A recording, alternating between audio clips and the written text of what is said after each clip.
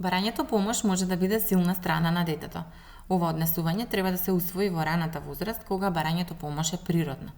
Децата треба да знаат да побараат помош кога имаат потреба од асистенција или појаснување што треба да прават.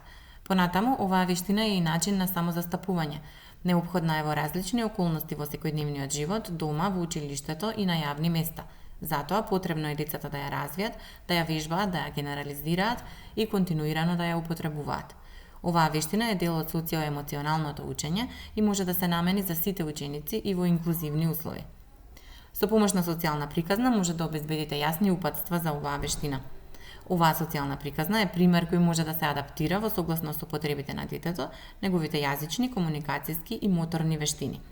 Подкрепете ја социјалната приказна со картички, постери и други ресурси за комуникација на ова однесување. Можете бесплатно да ја превземете од веб страната на Македонското научно здружение за аутизам.